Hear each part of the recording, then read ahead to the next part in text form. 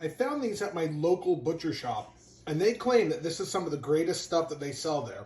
They call it cowboy steaks, but then I was like, what exactly even is that?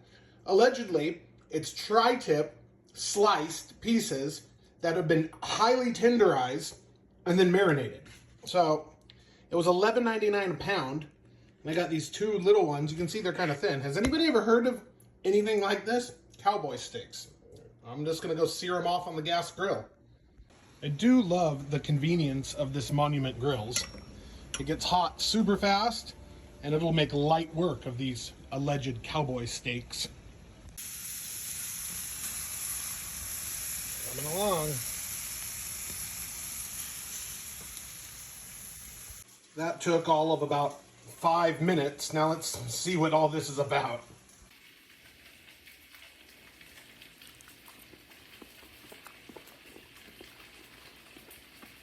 Tastes like very tender beef jerky.